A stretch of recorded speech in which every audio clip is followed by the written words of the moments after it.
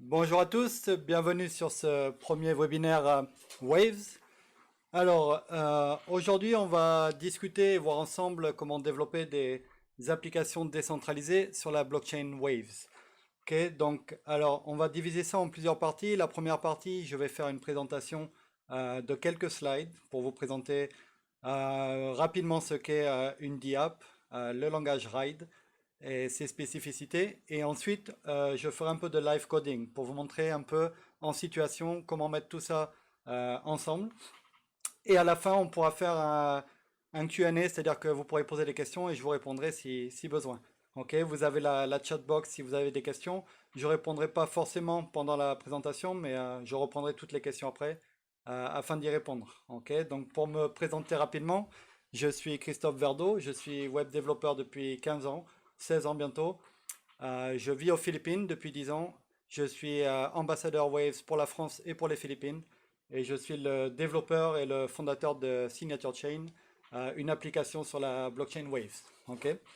Alors, on va passer sur la présentation slide dans un premier temps. Voilà, donc, alors, juste pour vous donner une idée, cette présentation, c'est une présentation, on va dire, intermédiaire. C'est-à-dire qu'on ne va pas commencer vraiment de A pour aller jusqu'à Z avec tous les basiques, etc. Donc, si vous n'avez aucune expérience dans la blockchain, il y a peut-être des passages qui vont pas être forcément clairs. L'idée, c'est d'avoir une présentation qui puisse donner une idée générale à tous les niveaux, c'est-à-dire débutant, intermédiaire ou avancé. Par contre, à partir du mois de janvier, tous les webinaires vont commencer depuis les basiques pour aller jusqu'au plus avancé. On aura un webinaire par mois avec des vidéos intermédiaires et des Q&A intermédiaires. Ok. Alors, on va commencer. Alors, tout d'abord, comprendre qu'est-ce que c'est qu'une DApp. Ok. Une DApp, c'est une application décentralisée. Alors, il faut savoir que chaque blockchain a plus ou moins sa définition de ce qu'est une DApp. Il n'y a pas une définition officielle, donc tout le monde n'est pas forcément 100% d'accord dessus. C'est pour ça que la définition que je vais vous donner, c'est celle que nous on utilise chez Waves. Ok. Vous aurez peut-être une définition différente vous-même ou en entendrez une différente. Après, c'est à chacun de se faire sa propre idée. Alors, de manière simple, une DApp, c'est une application décentralisée. Ça veut dire que la business logic, les scripts de validation, de vérification et d'écriture des données est sur la blockchain. Ce script est exécuté sur la blockchain. Ok. Également, les données sont stockées sur la blockchain. C'est-à-dire que ces deux couches, on va dire la couche de données et la couche business, sont sur la blockchain, distribuées sur toutes les nodes, sur tous les nœuds de la blockchain. Par contre, il y a forcément une couche qu'on va appeler couche de présentation, c'est-à-dire votre CSS, votre HTML, votre JavaScript ou PHP, ça dépend dans quel langage vous allez développer. Cette partie-là va forcément rester centralisée vu qu'il faut qu'elle soit hébergée quelque part. Donc on va dire que dans une application décentralisée, on va diviser en deux parties, c'est-à-dire qu'on aura la partie centralisée qui va servir pour présenter votre application, pour éventuellement récupérer les données rentrées par un utilisateur, et vous aurez la partie décentralisée de l'application qui, elle, va traiter les données, les enregistrer ou les stocker et où vous pourrez les récupérer pour les afficher éventuellement. Donc ça, c'est notre définition d'une application décentralisée. Donc en gros, c'est un script qui est exécuté sur la blockchain et les données stockées sur la blockchain. Ok. Ensuite, donc là, nous, on travaille sur la blockchain Waves et la blockchain Waves utilise un langage spécifique développé pour la blockchain Waves qui s'appelle RIDE. C'est un langage de type statique, fonctionnel, lazy et compilé. Okay, il a été créé essentiellement pour la création de smart contracts. Il est relativement facile à comprendre pour les développeurs. Moi, je suis à la base développeur front-end. Euh, j'ai trouvé ça très facile à appréhender. Ça m'a beaucoup fait penser à du JavaScript, même si c'est pas forcément la même chose, mais c'est relativement facile à appréhender. Il est par contre important de savoir que c'est un langage qui est non Turing complete. Ok, on en reparlera un peu plus, plus tard. Ah, excusez-moi, ça m'arrive de temps en temps de caler quelques mots d'anglais au milieu, vu que j'habite aux Philippines et que j'ai pas trop l'habitude de parler français, mais je vais essayer d'éviter. Ok, donc un langage non Turing complete, c'est-à-dire qu'on ne pourra pas faire de for each, for et d'itération, de boucle. Ok, c'est un langage qui est fortement inspiré de Scala et F Sharp, si jamais vous connaissez. Ok, alors on a vu que c'était un langage de type statique. Alors ça veut dire que le type d'une variable est défini par sa valeur d'attribution lors de la déclaration. Donc on voit dans l'exemple à droite, si je crée une variable letName égale Alice, automatiquement on sait que cette variable sera de type string et on ne pourra pas la changer. Les variables sont immuables, ok? On ne pourra pas ensuite en faire un nombre ou un tableau, ok? Donc le type ne peut pas être changé, le type statique ça permet d'anticiper les bugs et les erreurs, ok? C'est l'intérêt de ce type de code. Donc fonctionnel, ça veut dire qu'il est grandement inspiré des langages de type fonctionnel avec des fonctions pures. Fonction pure, ça veut dire qu'elle reçoit un paramètre, elle utilise ce paramètre pour nous renvoyer le résultat en sortie. Par contre, elle ne peut pas modifier ce paramètre, elle ne peut pas modifier l'état général de l'application, elle ne peut pas modifier une variable globale, etc. Okay. Donc de ce fait, il n'y a pas d'effet inattendu, tout est immuable. Okay. Dès qu'on déclare une variable, elle est immuable, les fonctions sont immuables aussi, et il n'y a pas d'effet de bord. Okay. Après, il faut savoir que ce n'est pas un langage qui est 100% fonctionnel, parce qu'on peut en fait utiliser ce qu'on appelle la méthode throw, qui va nous permettre d'arrêter l'exécution du script à tout moment. Okay.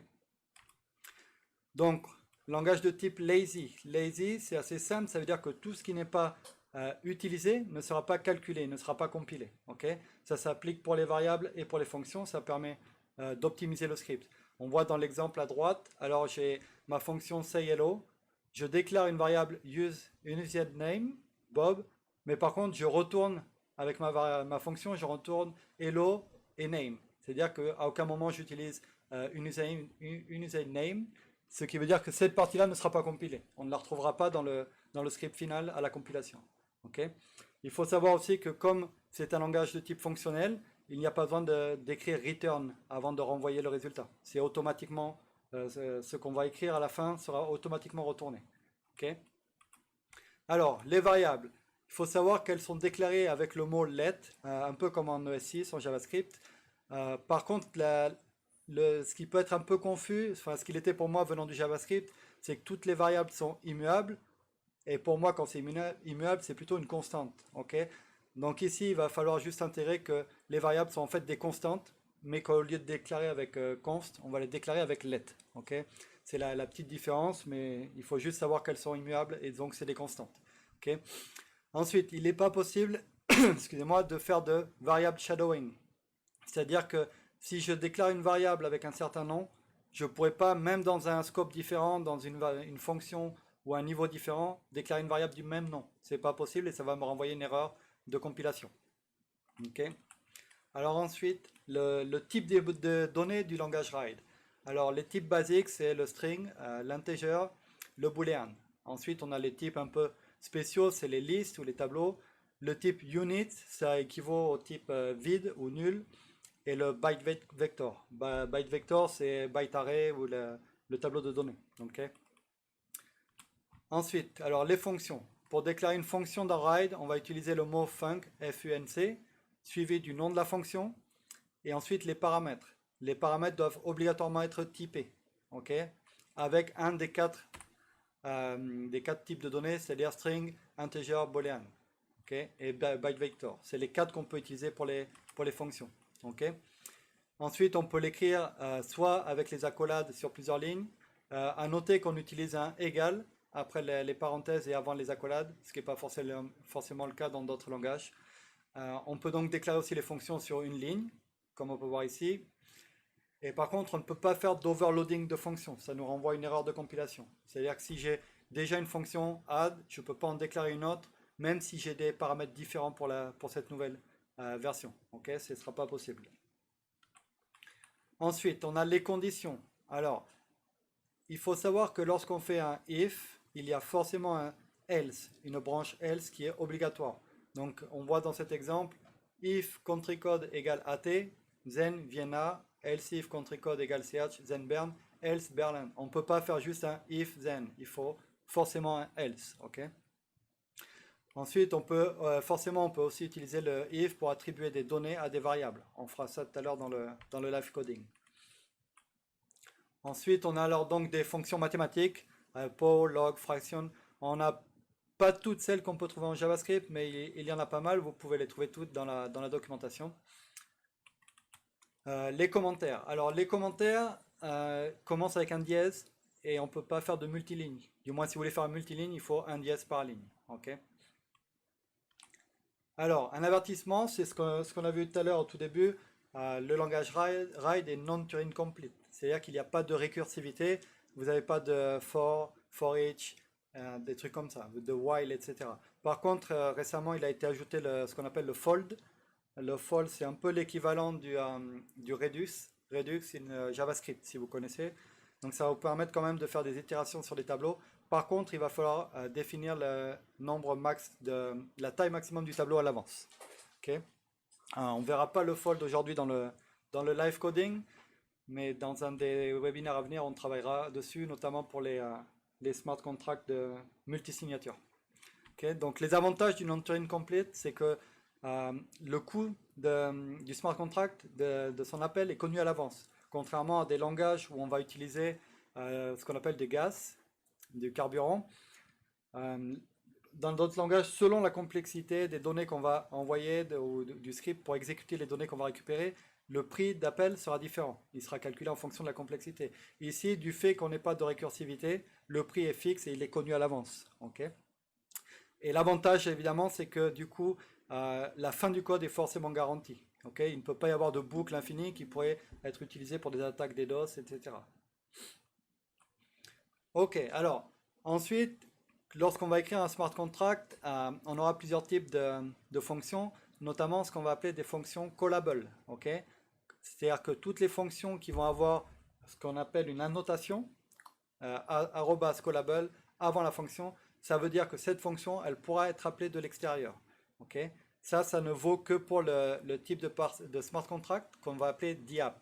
Okay. On verra après qu'il existe sur Wave 3 différents types de smart contracts, c'est-à-dire les smart accounts qui vont s'associer à un compte, les smart assets qui vont s'associer à un asset, à un token, et les DApp. Les DApp, c'est ceux qu'on pourra appeler de l'extérieur. Okay. Donc en gros, ces fonctions qu'on peut appeler de l'extérieur, c'est un peu l'API de votre smart contract. Okay. Elles peuvent faire deux choses. Elles peuvent écrire des données sur votre compte, sur votre espace de stockage, sur votre compte qui sera associé à ce smart contract, et elles peuvent effectuer des transferts de tokens qui sont sur votre compte. Okay. L'appel de ces fonctions sera payé par défaut par la personne appelant le script. Cependant, on a une possibilité, ce qu'on appelle whitelisted, c'est-à-dire qu'on pourra autoriser certains comptes spécifiques qu'on whitelist sur leur adresse à appeler sans rien payer, et on va payer pour eux. Okay.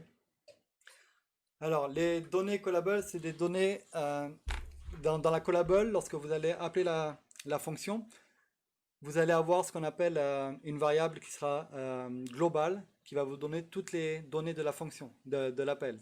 Okay. On va avoir également accès au 8, c'est-à-dire le dernier bloc de la blockchain. Okay. Le bloc qui va être créé de la blockchain. Ça peut être utile pour certains smart contracts. Okay. Et on aura forcément accès aux données qui sont stockées sur ce compte. Okay. Donc, alors, l'état du compte. On a vu qu'on avait le smart contract qu'on appelait DApp, qu'on pouvait associer à un compte. On sait que ce compte, en fait, c'est un peu comme une base de données. On peut y stocker des données et on a accès à ce qu'on appelle un état de compte. L'état de compte, en fait, c'est le dernier état connu de ces données. Parce qu'on peut modifier ces données, mais on ne peut pas en supprimer. Ce n'est pas possible vu que c'est une blockchain. Okay. Donc, l'état de compte, il va vous permettre de stocker des données de type clé-valeur. Okay. Chaque compte a son propre stockage et bien sûr il peut être accessible depuis le smart contract. On peut stocker 4 types de données, c'est le string, le integer, le boolean et le byte vector. Byte vector c'est pareil que le byte array. Alors les limitations pour ce compte, il n'y a pas de limitation pour l'enregistrement des données, on peut en enregistrer autant qu'on veut.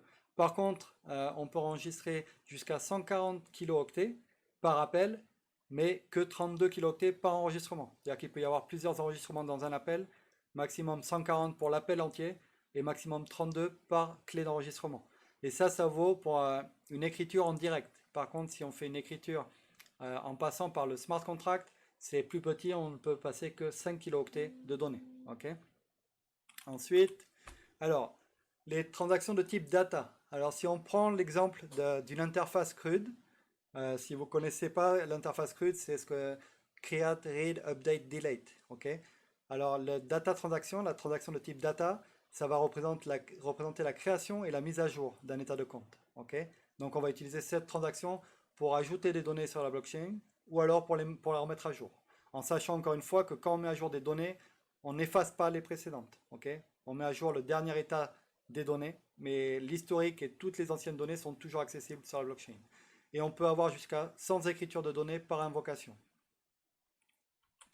Alors, la méthode get, si on reprend encore la même analogie d'interface CRUD, create, read, update, delete, la méthode get va vous permettre va représenter la partie read et va vous permettre de lire les données de l'état de compte. Pour ça, on a 4 méthodes: get string, get integer, get boolean et get binary. Okay?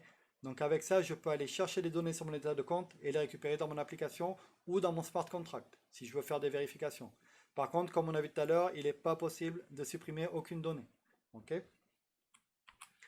Alors, transfert transaction. Les transactions de type transfert, elles permettent d'envoyer des fonds depuis le smart contract. Okay? Ça peut être soit pour envoyer des waves, le token waves qui est le token de niveau 1 de la blockchain waves, soit des tokens de niveau 2, c'est-à-dire tous les tokens que n'importe quel utilisateur peut créer sur cette blockchain. Okay? Et on peut avoir jusqu'à 10 transferts par invocation de smart contract. Alors, le script result, en gros, c'est une méthode qui permet d'englober les deux précédentes. C'est-à-dire qu'on va pouvoir faire de l'écriture de données et du transfert d'assets en même temps. Okay? Alors, pour pouvoir stocker ces données, pour pouvoir aller vérifier ces données qui sont stockées sur la blockchain, on va aller sur l'explorateur Waves, l'Explorer Waves, qui va nous permettre d'aller vérifier le script qui est associé à notre compte, d'aller vérifier toutes nos transactions et d'aller lire toutes les données qui ont été écrites sur ce compte. Okay? On verra ça quand on va faire le live coding tout à l'heure. Donc là, on a vu que je parlais de différents types de transactions. On a vu que c'était, par exemple, le data transaction, qui est encadré en rouge ici. On a parlé du transfert de transaction. En gros, chez Waves, on a 15 types de transactions. Okay? On va dire 14, parce que il y en a une qui s'appelle Genesis Transaction. C'est celle qui permet de créer la blockchain. C'est-à-dire que nous, forcément, on n'y a pas accès. Elle est utilisée qu'une fois à la création de la blockchain Waves. Okay? Toutes les autres transactions, par contre, nous, on va y avoir accès en tant que développeur ou pour les utilisateurs. Okay? Aujourd'hui, on va voir uniquement le invoke script et le data transaction. Okay? On verra une partie du transfert.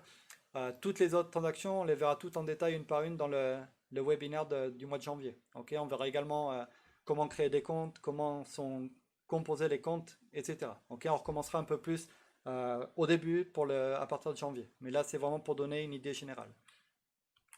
Alors, là, c'était la présentation générale du langage pour vous donner une idée. Maintenant, on va faire un peu de live coding. Okay? Je vais repasser sur mon autre écran.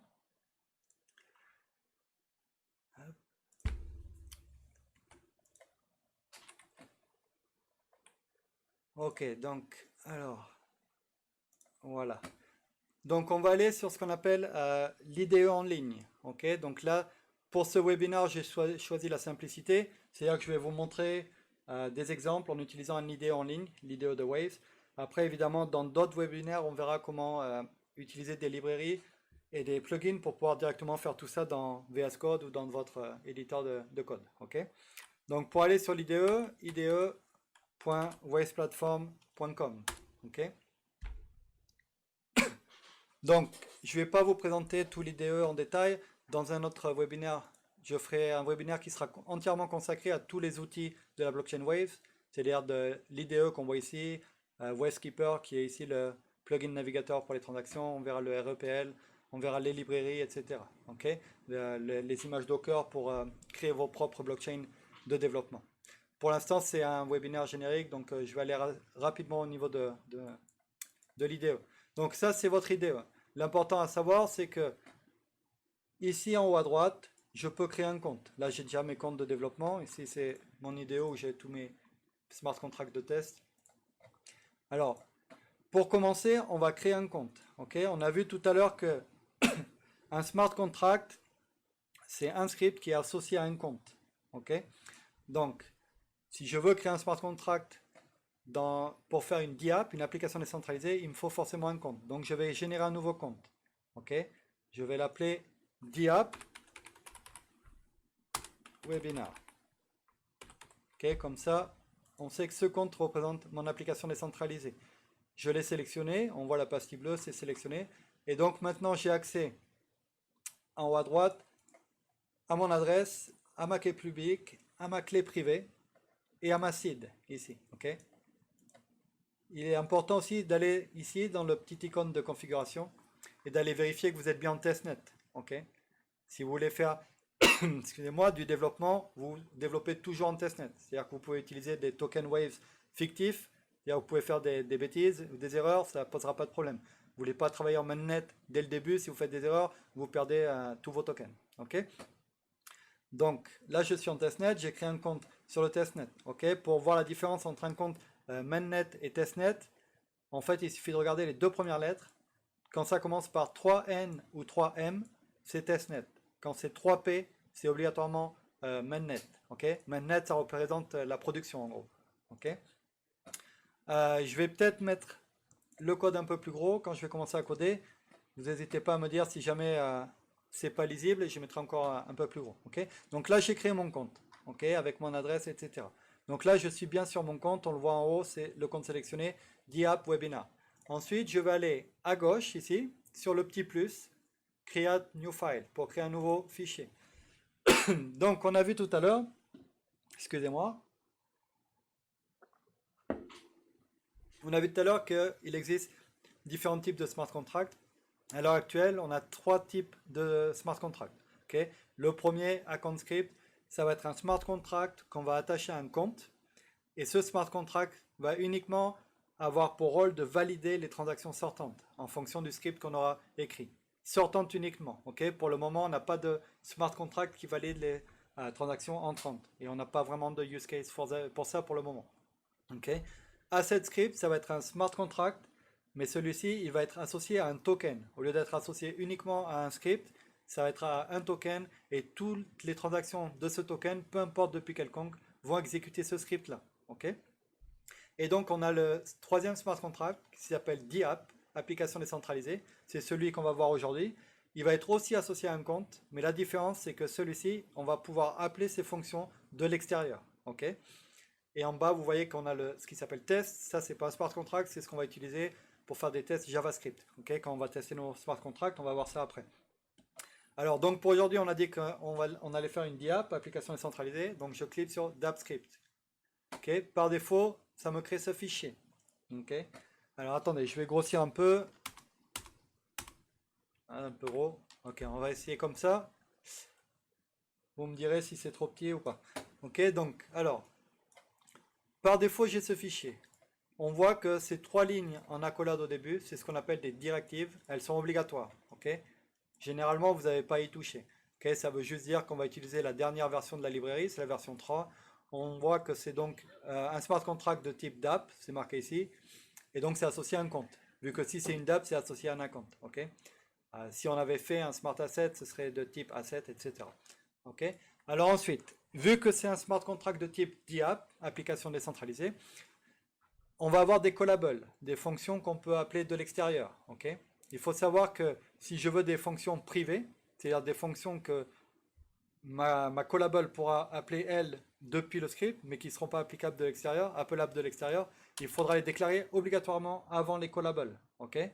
C'est-à-dire que si je fais une fonction ici, il faut forcément que, vu on voit que ce n'est pas une callable, je ne mets pas de ce qu'on appelle une annotation callable avant, c'est donc une fonction qui est privée.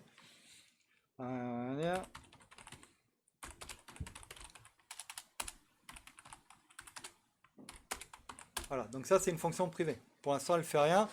On voit que l'IDE me met une erreur, parce qu'il ne faut pas de fonction qui ne fasse rien ici, ça ne sert à rien. On va mettre... Voilà, donc j'ai plus d'erreur. Là, comme on a vu tout à l'heure, c'est un langage de programmation de type expression. Tout est expression, okay, de type fonctionnel. C'est-à-dire que si je veux une fonction qui me renvoie Toto, j'ai pas besoin de mettre return Toto. Le fait d'écrire Toto, c'est ce qui va être envoyé. Okay. Donc ça, c'était juste pour l'exemple. C'est une fonction privée, elle sert absolument à rien. Okay. Donc ensuite, après les fonctions privées, on peut aussi déclarer nos variables ici si besoin. Okay.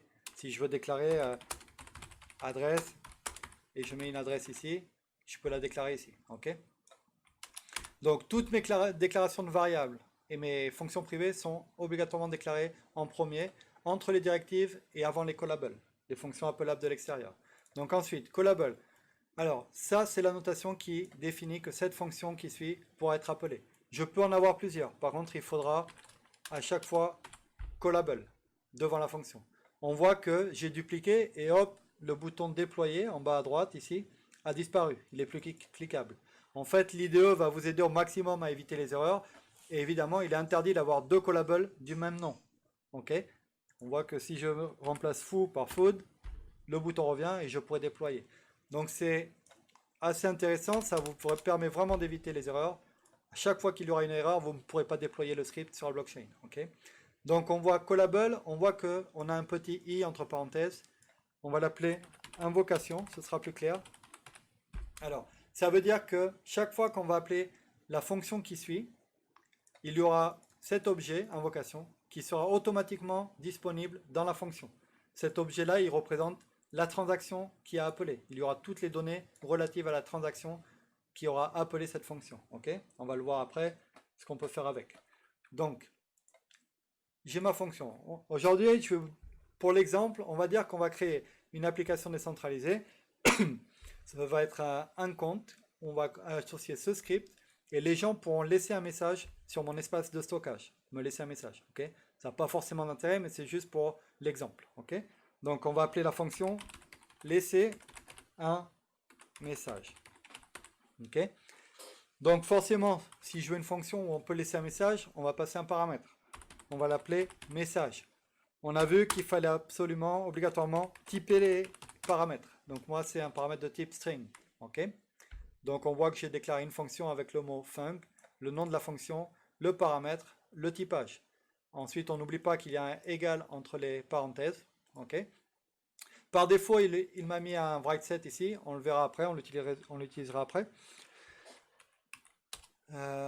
En bas, on voit qu'il a mis une autre annotation, verifier. On va l'enlever, on ne verra pas ça aujourd'hui. On verra ça la prochaine fois où on travaillera sur les multisig et un smart contract pour les smart account. Okay, donc je l'enlève.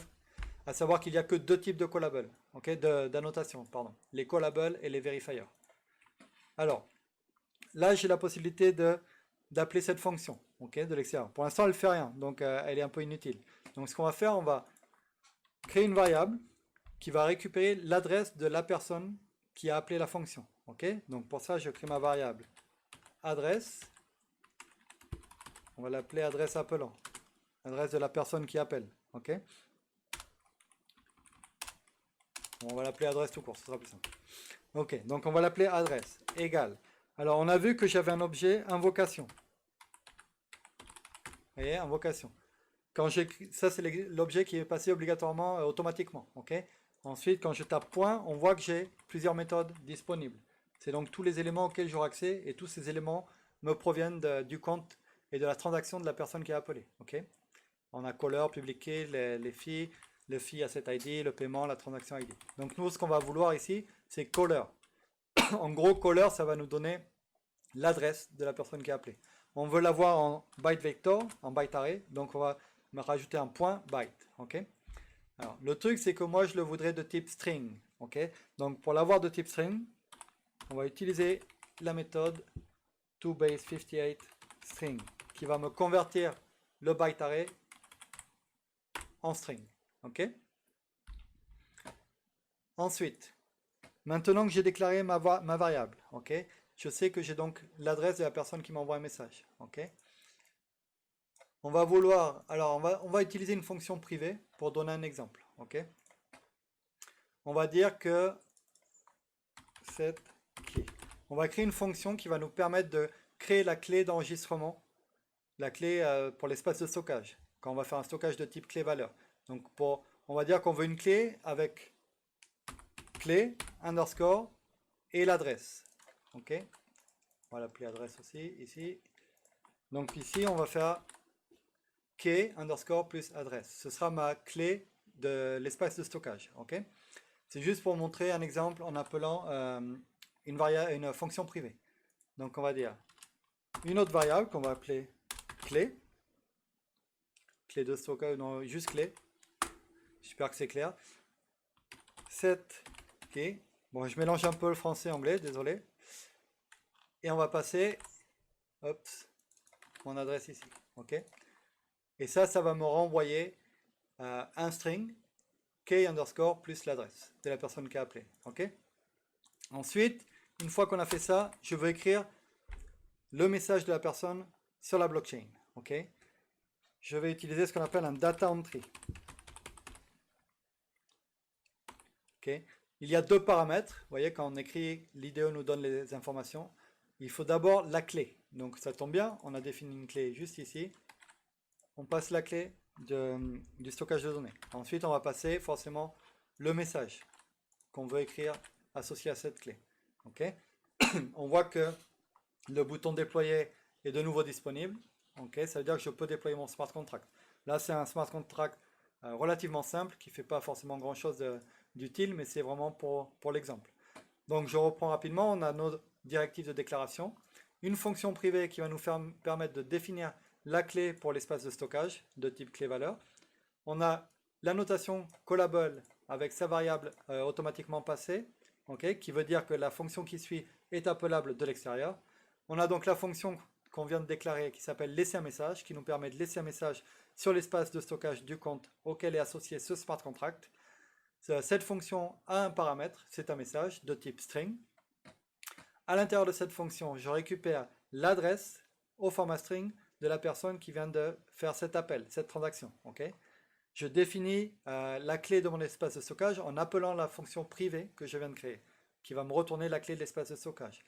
Ensuite, j'utilise la méthode writeSet data entry qui va me permettre d'écrire sur le compte. Okay, ça écrit uniquement sur ce compte, sur le compte auquel ce script sera associé. On ne peut pas écrire sur le compte des autres, forcément. Okay. Donc data entry, ça veut dire que je vais écrire une entrée de données sur le compte avec la clé que je viens de créer et le message qui m'a été passé. Okay. Donc là, notre smart contract est prêt. Maintenant, il va falloir le déployer. Le déployer sur la blockchain en passant par les différentes nodes de validation et l'associer à un compte. C'est-à-dire, on va l'associer au compte que j'ai créé tout à l'heure. Par contre, si je fais un déployer maintenant, c'est en allant sur la console ici et que je tape deploy, je vais avoir une erreur. Ok. Promise, si je clique ici, j'ai une erreur. Okay, une erreur qui va me dire que j'ai pas assez d'argent. Okay, la raison, c'est une balance négative. Forcément, j'ai créé un compte, mais j'ai pas de waves, alors qu'il me faut 0.014 waves pour enregistrer mon smart contract, okay, pour payer la transaction. Donc pour ça, on va récupérer l'adresse de mon compte Waves ici. On va aller sur le Waves Explorer. Ok, donc ça c'est l'Explorer Waves. On verra ça dans une vidéo, celle où je vous ai dit qu'on allait parler en détail de l'IDE, de WaveKeeper, etc. On verra aussi exactement tous les détails de l'Explorer. Mais pour rapidement aujourd'hui, je vous montre. Alors vous cliquez à gauche ici, testnet, ok, parce qu'on travaille en testnet pour les tests. On voit que quand je sélectionne testnet, j'ai faucet qui apparaît. Ce faucet me permet, quand je clique dessus, de récupérer des tokens fictifs pour le testnet. Okay. Donc vous en recevez 10 à chaque fois, 10 par demande, et je crois qu'entre chaque demande, c'est 10 minutes. Je ne suis pas sûr exactement, il me semble que c'est 10 minutes. Okay. Donc je demande mes 10 tokens. Voilà. Et là, on va voir que c'est assez rapide. Je devrais recevoir mes 10 tokens incessamment sous peu. Et ça va me permettre de pouvoir propager ma transaction. Okay, mon smart contract. Ok, voilà. Donc j'ai bien reçu mes 10 waves. Vous voyez que c'est relativement rapide par rapport à des blockchains où ça peut mettre plusieurs minutes, voire 10 minutes. La blockchain waves, en moyenne, il faut compter 5 secondes pour recevoir votre transaction, vos tokens. Okay, ce qui est relativement rapide. On verra en détail comment tout ça fonctionne. Je ferai un cours basé uniquement sur le fonctionnement du consensus de la blockchain, etc. On verra le système de blocs liquides, le délai entre les micro-blocs, etc. Mais pour l'instant, on va essayer de rester pas trop compliqué et assez rapide. Donc, bref, j'ai donc récupéré mes tokens sur mon compte. Mon smart contract est prêt. J'ai plus qu'à associer mon smart contract à mon compte. Donc, pour ça, je vais retaper deploy. Ce qui veut dire que ça va déployer mon smart contract sur le compte en cours qui est connecté. Entrée. Hop, voilà. Donc si je reçois le lien vers l'Explorer, ça veut dire que tout s'est bien passé, j'ai bien déployé mon compte. Donc je clique sur le lien de la transaction. J'arrive sur l'Explorer Wave. qui est l'explorateur de transaction. Alors ici, on voit que je suis sur la transaction que je viens d'effectuer. On voit qu'il y a bien le script ici qui a été associé. Il est en base 64. Okay. Si je clique sur la liste ici, je peux le décompiler et je vois mon script ici. Okay. On voit l'adresse de l'appelant, c'est-à-dire l'adresse de mon compte et ma clé publique. Okay. Donc, je reviens sur l'IDE. Je reprends ici mon adresse. Maintenant, si je tape mon adresse ici dans l'explorateur, ça m'amène sur mon compte. Okay. Ici, je vois la liste de toutes mes transactions. Donc forcément, là, j'en ai que deux. C'est-à-dire que j'ai eu une transaction tout à l'heure quand j'ai reçu mes waves. Et la deuxième transaction, c'est donc cette transaction où je viens de déployer un script sur mon compte. Okay. Je vous passe tous les détails ici, on verra ça une autre fois. Là, ce qui va nous intéresser, c'est script. Okay. Donc là, je suis sur mon compte, la liste de mes transactions, je vais sur l'onglet script et je vois que j'ai bien mon smart contract qui est déployé sur ce compte. Okay. En base 64, j'ai la possibilité de le décompiler et de voir mon code. Si je vais dans Data ici, alors pour l'instant, j'ai rien. Par contre, c'est là où, lorsqu'on va appeler le smart contract et qu'il va écrire des données, c'est ici que les données seront accessibles. Ok. Alors, on va repartir maintenant dans l'IDE. Donc, on a bien créé une application décentralisée. Ok. L'application décentralisée, c'est ça, c'est ce code qui va s'exécuter sur la blockchain Waves. Ok. Il est associé à ce compte en haut à droite. Okay. Donc maintenant, pour tester, on va retourner ici sur le petit plus et on va choisir test. Ça nous ouvre un nouveau fichier. Excusez-moi. C'est du JavaScript. Alors, on va enlever ça. Wavelet, on n'a pas besoin. D'ailleurs, on va garder au plus simple. Alors, si vous faites du JavaScript, si vous connaissez, c'est du Mocha Chai. C'est quelque chose de simple. Là, on est sur l'IDE, c'est-à-dire qu'on a des librairies qui sont automatiquement intégrées. Okay. Lorsqu'on fera tout ça, tout ce qu'on est en train de faire, lorsqu'on le fera soit dans VS Code ou dans votre éditeur, on verra comment importer toutes les librairies dont on a besoin. Donc là, si vous vous demandez où est-ce que je récupère cette méthode ou cette méthode, dites-vous juste qu'elle est automatiquement incluse dans l'IDE. Okay. Et on verra comment faire tout ça sans l'IDE et comment installer toutes les librairies dont on a besoin. Donc, on va appeler ce test laisser un message, ok. On va enlever le console log. Alors, pour tester notre application décentralisée, en gros, ce qu'on veut faire, c'est appeler la fonction laisser un message avec en paramètre notre message. Donc, on va avoir besoin de plusieurs choses. D'abord, on va avoir besoin de l'adresse du compte où est déployé ce script. Ok. Donc, on va appeler ça diapp égale et on va mettre l'adresse. Ok. Alors l'adresse du compte, on l'a ici, on la copie et on la passe ici. Ensuite, on va avoir besoin d'un second compte, ok, qu'on va devoir créer ici. Ok. On va en bas, on retourne ici, generate new count et on va l'appeler diapp webinar user. Donc ça, on va dire que c'est le compte de l'utilisateur de la diapp. Je le sélectionne. Donc on voit que j'ai bien changé de compte en haut. Donc du coup, j'ai plus de waves. Il va me falloir des waves ici aussi. Et on va avoir besoin, c'est important, de la seed ici. Attention, la seed, c'est privé. Vous la donnez à personne. Et idem pour la clé privée ici. Là, on est sur le testnet. Vous avez accès à tout parce qu'il n'y a rien à voler. Okay. Mais dans la réalité, et surtout un compte mainnet, vous ne donnez jamais à personne la seed et la private key. Là, pour l'exemple, je vais mettre la seed dans le code. Évidemment, quand vous allez développer vos applications, vous ne mettez pas la seed en dur dans le code. Okay. Soit vous allez utiliser une extension navigateur comme celle-ci. Vous voyez, où j'ai plusieurs comptes. Vous pouvez changer testnet, mainnet, on verra ça une autre fois. Soit vous allez utiliser ce genre d'extension qui est entièrement sécurisée pour que vos utilisateurs puissent utiliser votre application. De ce fait, vous n'aurez jamais besoin de récupérer leur seed, tout va se passer là-dedans. Soit si vous avez besoin d'utiliser une seed, soit d'un compte à vous ou autre, vous allez la déclarer en variable d'environnement, hein, jamais en dur. Là, c'est juste pour l'exemple. Ok. Donc on va dire que je m'appelle Bob. Seed. C'est donc la seed de Bob. Ok. Donc un compte Waves est composé d'une seed de 15 mots. Okay. En janvier, lorsqu'on verra toutes les transactions, on verra en détail ce qui compose un compte Waves. Okay. La seed, la clé publique, privée, l'adresse, etc. Okay.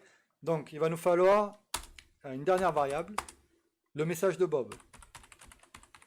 Ok. C'est-à-dire le message que je vais envoyer à la fonction et laisser sur le compte de l'application décentralisée. On va dire bonjour, on va l'appeler, on va dire que c'est le compte d'Alice. Donc comment ça va? Je sais plus trop clair en français, mais ouais, voilà, ça revient. Ok. Donc là, j'ai mes trois variables. Ok. Maintenant, il va falloir que je crée une transaction et que je la signe. Ok. D'où l'intérêt d'avoir ma seed. Ok. L'intérêt de la blockchain, c'est d'avoir un compte où vous avez une seed et une clé privée que seuls vous les connaissez et vous signez toutes vos transactions avec. Ça veut dire qu'à partir du moment où c'est signé avec, on sait que c'est vous qui l'avez envoyé. Ça ne peut pas être quelqu'un d'autre. C'est un peu comme si vous avez une carte bleue et un code. Si vous retirez la carte, c'est vous. À moins que vous ayez un couteau sous la gorge. Mais sinon, c'est vous. Ok. Donc, alors, on va commencer par une constante. Ok. On va l'appeler invoke script. Ok. Parce qu'en fait, on appelle l'action d'appeler cette fonction une invocation. C'est pour ça qu'on utilise souvent invoke script. Ok. Et on va mettre tx pour dire que c'est la transaction. Égale. Alors ça, c'est la méthode invoke script. Là, elle est par défaut dans l'IDE. Ok. Lorsqu'on va bosser, travailler dans un éditeur de texte, il faudra importer une librairie qui s'appelle Waste Transaction. On verra ça la prochaine fois. Alors, je crée mon invocation, ma transaction d'invocation. Okay. Là, il va falloir plusieurs paramètres. Le premier paramètre, il s'appelle diap.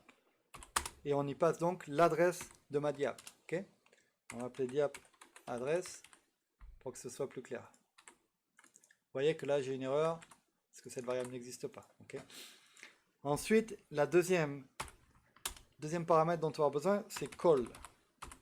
Et dans call, on va avoir deux paramètres. Alors, ça va être fonction. Et là, on passe le nom de la fonction qu'on va appeler. C'était laisser un message ou laisser un message, je ne sais plus.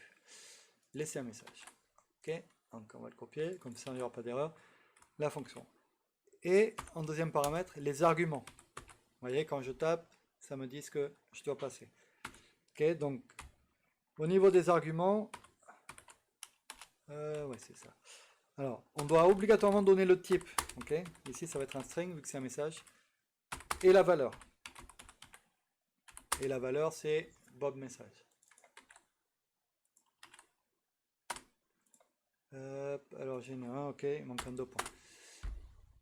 Ok, on est bon. Alors, il manque un dernier paramètre. Ok, donc encore une fois, invoke script, c'est une transaction, un type de transaction qui s'appelle une invocation. Ok, il a deux paramètres. C'est diap, c'est l'adresse de l'application décentralisée sur laquelle on va appeler une fonction, et call. Dans call, on a deux autres paramètres, le nom de la fonction qu'on va appeler et les arguments qu'on va y passer. Par contre, on a vu tout à l'heure que pour signer une transaction, il faut utiliser ma seed. Ok. Et donc, c'est ce qu'on va passer en dernier paramètre ici, juste après cet objet ici que je surligne. Ok. Et on passe ma seed. Là, cette action-là va signer la transaction. Quand on signe une transaction, elle n'est pas sur la blockchain. Ok. Elle est juste signée en localement. Mais pour l'envoyer sur la blockchain, il faut la propager. Ce qu'on appelle broadcaster. Ok. Donc, c'est ce qu'on va faire maintenant. On va utiliser un await. Broadcast. Et là, dans Broadcast, on va passer invoke script transaction. C'est-à-dire la transaction qu'on vient de signer. Vous voyez? Donc la transaction qu'on a signée ici, qu'on a déclarée et signée ici, une fois qu'elle est signée, on la passe dans Broadcast. Et Broadcast se charge de la propager sur les différentes nodes de la blockchain Waves. Okay.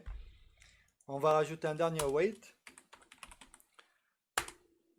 Wait for TX, c'est-à-dire attendre que la transaction ait été exécutée. Et pour ça, pour savoir quelle transaction on attend, on va passer l'idée de la transaction. Okay. Il faut savoir que ici, quand je déclare invoke script, je passe uniquement ces paramètres, mais il y a beaucoup d'autres paramètres par défaut qui sont ajoutés, notamment l'identifiant de la transaction qui va être généré, calculé et ajouté par défaut. Okay. Donc ici, .id.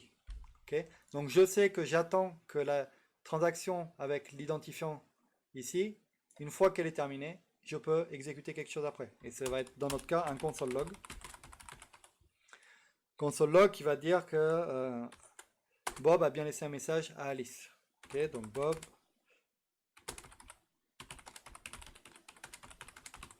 message à Alice. Et on va mettre le message. Le message, c'était Bob message.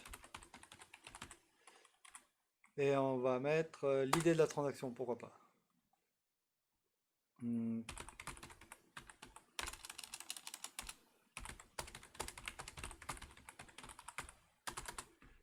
Et on sait que c'est ici. Ok. Voilà, donc, hop, temps pour moi. Voilà, donc là, j'ai créé mon script de test. Ok. Alors encore une fois, là, c'est un test. Je fais du JavaScript en brut comme ça. L'idée, ce sera d'avoir une interface graphique, HTML, CSS, tout ce que vous voulez, etc. Évidemment. Ok, là, c'est juste pour donner une idée. Donc, on imagine que ça, ce serait mon interface web, et ça, c'est le script JavaScript, le code JavaScript qui récupérerait le message écrit par Bob et l'enverrait sur la blockchain, sur la DApp. Ok. Donc, on repasse en revue rapidement. J'ai déclaré l'adresse de l'application décentralisée sur laquelle je veux faire un appel de fonction. J'ai déclaré une variable pour ma seed privée, qui est privée, que vous ne déclarez jamais en public, qui va servir à signer ma transaction. J'ai déclaré mon message que je veux laisser sur l'état de compte de l'application décentralisée.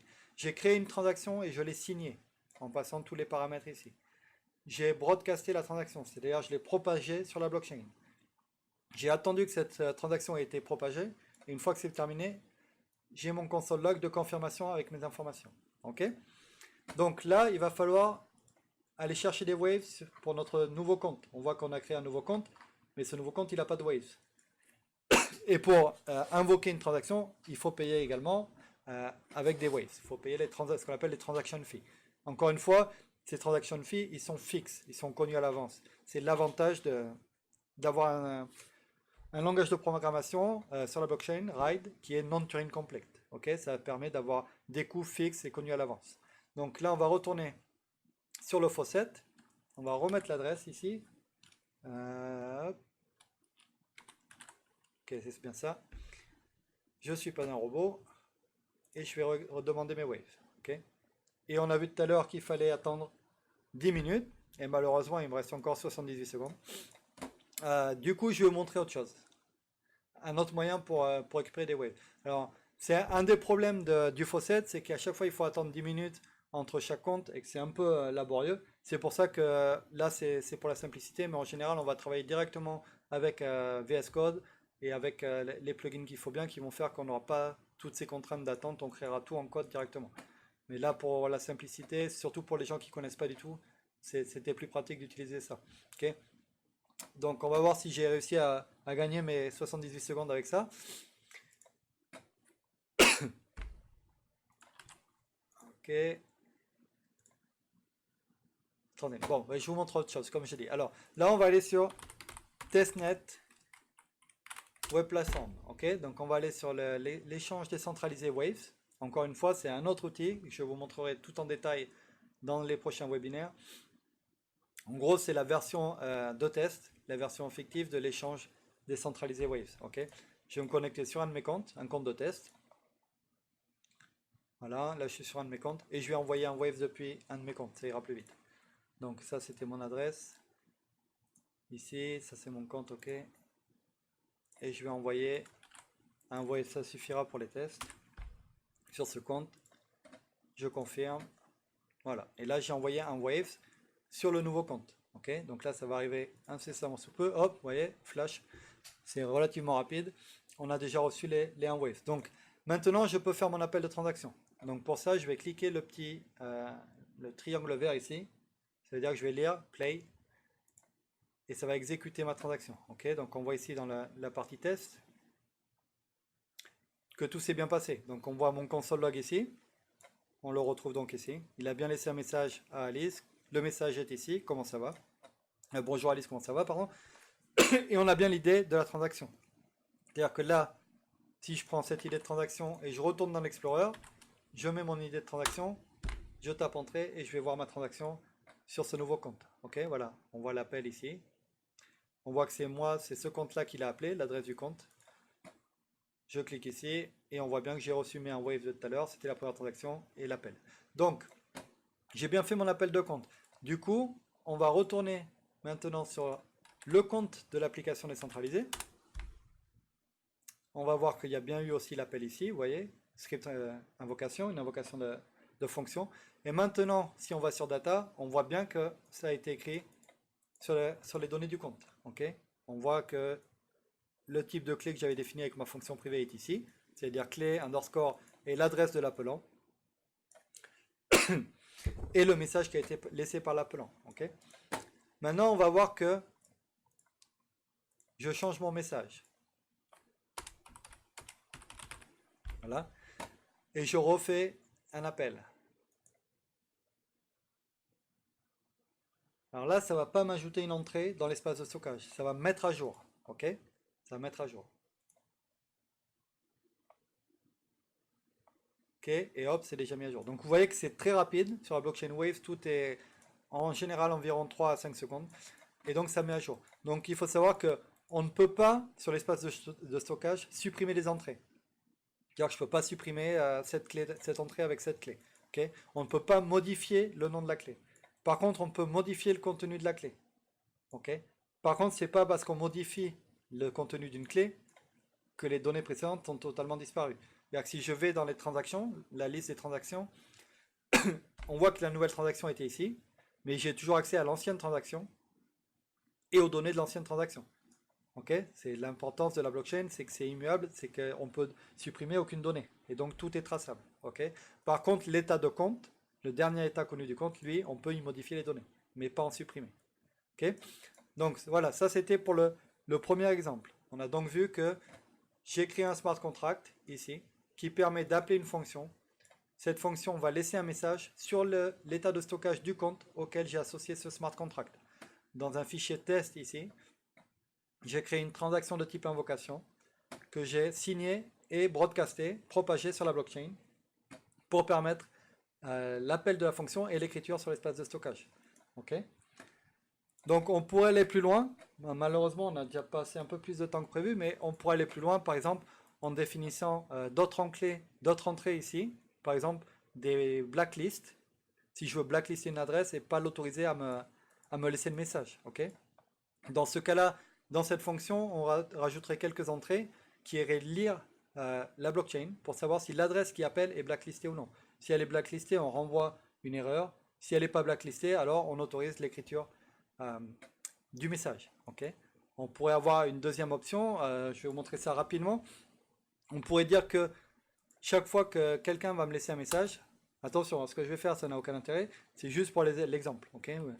Quelqu'un va me laisser un message, je veux que ça écrive le message sur mon compte et que ça lui envoie un cadeau 0.001 waves en retour sur son compte. Okay.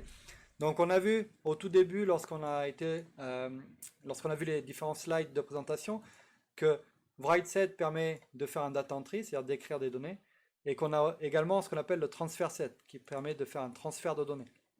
Par contre, si on veut utiliser les deux, il faut l'englober dans ce qu'on appelle un script result. Okay. Donc c'est ce qu'on va faire là. Donc on va écrire script result, le voilà. Ici, voilà. Donc ça c'est mon script result. Je vais mettre mon WriteSet à l'intérieur. Ici. Et mon transfer set. Okay. C'est-à-dire que j'ai un script result qui va englober une écriture sur la blockchain et un transfert de données. Donc transfert set, il est ici. Hop, hop. Et dans ce transfert set, désolé, j'ai plus trop les yeux en face des trous, il est bientôt 1h du matin chez moi. Alors voilà, transfert set. Et là, je fais un script transfert. Alors, script transfert. Et ici. Script transfert. Alors, là, je vais avoir besoin de l'adresse. Alors, on a plusieurs possibilités. On pourrait dire que, ok, je récupère l'adresse qui est ici. Le problème, c'est que cette adresse, on l'a convertie en string, en texte, parce qu'on voulait l'associer pour créer la clé, on voulait l'associer à notre string. Okay. Et en RIDE, on ne peut pas, comme en JavaScript, combiner des types qui n'ont rien à voir, du texte avec des nombres ou des trucs comme ça. Okay. Donc on l'avait converti en string. Du coup, là, ça ne va pas passer, parce que là, le script transfert, il attend une adresse. Donc on va utiliser une méthode qui s'appelle address from string value. Okay. Address from string value. Okay. Cette méthode va reconvertir à l'inverse le string vers le type adresse, ok? Parce que dans RIDE, adresse, c'est un type de données, ok? Et on va avoir, bien sûr, le montant que je veux envoyer. Donc, je veux envoyer, hop, 1, 2, 3, 4, 5, 6, 7, 8, 9, ok? Donc, il faut savoir que un waves, c'est suivi de 8 zéros, ok? On utilise toujours la valeur la plus petite. Et vu que le token waves est déclaré en base 8, il y a donc 8 décimales après la virgule, c'est-à-dire qu'un waves égale, en natif, c'est égal à 1 plus 8 zéros. Ici, j'ai 1, 2, 3, 4, 5, 6, 7, 8, 9 zéros. Je veux envoyer 0, 0, 1. Ok, donc on va mettre même un autre. Ok, normalement, ça devrait faire ça. Et par contre, il faut un dernier paramètre pour le script transfert. Ce paramètre, c'est le type de token. Est-ce que je vais envoyer du waves ou un token custom, personnalisé? Si c'est un custom, il faudra passer l'identifiant.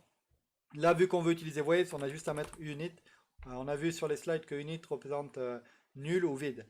Et sur ce script transfert, si c'est nul ou vide, c'est du waves, ok? Par défaut. Voilà. Donc là, mon script est ok. Address from string value, on avait une autre option. Vous voyez, vous vous souvenez l'objet invocation, caller, ça nous retourne l'adresse. Donc j'aurais très bien pu utiliser ça uniquement aussi, ok? Juste ça fonctionne tout pareil. Ok, donc là, j'ai modifié mon smart contract. J'ai ajouté la possibilité de, chaque fois qu'on me laisse un message, je renvoie un peu d'argent. Ça n'a aucun intérêt, faites pas ça, sinon on va vous envoyer plein de messages. Mais c'est juste pour vous montrer. Ok, donc là, il faut redéployer le script sur le même compte. Ok, donc bien faire attention à repasser ici en haut à droite sur le compte DApp, Decentralized Application, repartir dans la console et refaire un deploy. Ok, là, je retourne sur l'Explorer et vous allez voir que mon script a bien changé et qu'il est bien mis à jour. Ok, ça c'est mon nouveau script. L'appel lancez-moi. Je clique sur script. Et voilà. Et en décompilant, on voit bien que j'ai le nouveau script avec le transfer script. Ici. Ok. Donc là, c'est déployé. Je vais refaire un appel. On va même rechanger le message. Je vais bien. Moi. Et je vais refaire un appel. Donc là, logiquement, je fais mon appel. Ah, une erreur. Negative voice balance. Ah ok, je ne suis pas sur le bon compte.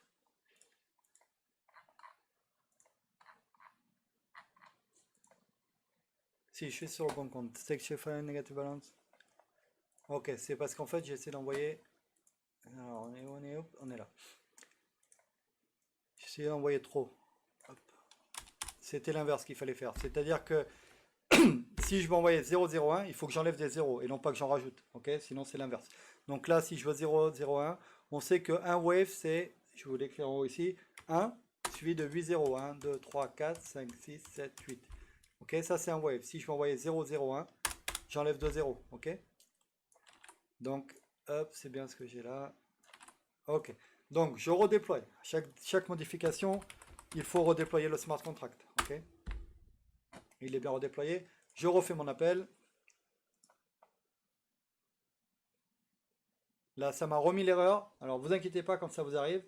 Vu qu'il y a de 3 à 5 secondes pour le déploiement du script, il se peut que vous rappeliez trop rapidement et que le script n'ait pas été mis à jour. Ok. Hop. Et là, extra fee. Ok. Alors.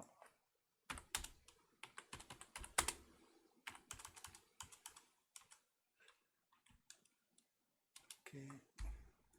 Oh, pardon, c'est à l'intérieur. Alors, je vais vous expliquer ce qui s'est passé. C'est qu'en fait, un compte scripté, il faut qu'il passe plus de fees ici. Le coût de la transaction coûte plus cher quand on utilise un compte scripté. Ok. Donc hop, je vais redéployer. Ah, bon, ok. Bon, j'ai fait une erreur. Compte scripté, state check fail as a negative white balance. Ok. Bien déployé. Bon, j'ai une erreur. Je ne veux pas vous faire perdre de temps avec ça. Je posterai le code complet. Un code peut avoir plusieurs, un seul script, ok? Vous pouvez pas mettre plusieurs scripts. Par contre, vous pouvez avoir plusieurs invocations, ok? J'ai fait une erreur, je sais plus exactement où elle est. Bref, bon, en gros, c'était pour vous montrer ça. J'ai fait une erreur. Je vais corriger le script et je posterai le script si besoin. Ok? Ça m'étonne de cette erreur. Negative wave balance. Wave balance, il y a un 0 en plus. C'est bizarre. Ou alors il était peut-être pas encore propagé. Ça me paraît bizarre. Non, il était propagé. Bon, il y a une erreur à un endroit. C'est bien ici. Ici. Non, c'est pas ça.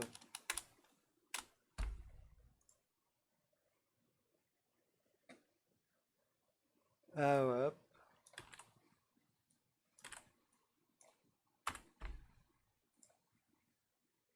Bon, bref. Voilà, désolé pour ça, pour cette petite erreur finale. De toute façon, on est arrivé au bout rapidement. Alors, Santiago. Non, ça passe pas, Santiago, j'ai essayé. Hop. Non, ça passe pas. I don't know why, Thiago, I will check that later. Ok, bon, mais on va arrêter là. J'espère que vous avez compris. Maintenant, si vous avez des questions, n'hésitez pas à me les poser. Et je vais, moi, essayer de mon côté de corriger ce bug et je vous partagerai le code.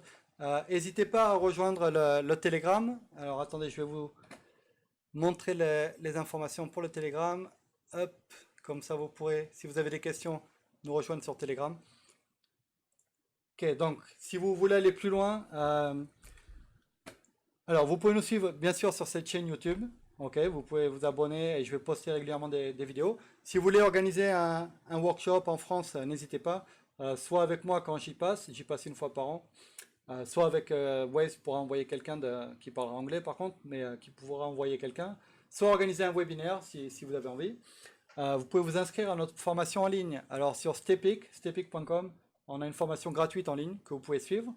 Vous pouvez bien sûr développer des applications sur Waves et si vous avez des questions, n'hésitez pas à nous demander. On a ce qu'on appelle Waves Lab et Ventuari DAO qui sont là pour aider les projets qui développent sur Waves. Si le projet est intéressant, bien sûr, il ne faut pas se pointer avec juste une idée sur le papier, mais si vous avez un prototype et un truc intéressant, ils vont vous aider éventuellement financièrement. Et bien sûr, vous pouvez lire la doc. Ok. À droite, vous voyez le QR code, c'est le Telegram si vous voulez rejoindre, ou alors WaveDAppFR pour rejoindre. Et mes nick handle Twitter, si vous voulez me suivre sur Twitter. Ok. Dans tous les cas, si vous avez des questions, n'hésitez pas. Je vais rester 5-10 minutes pour répondre. Et voilà.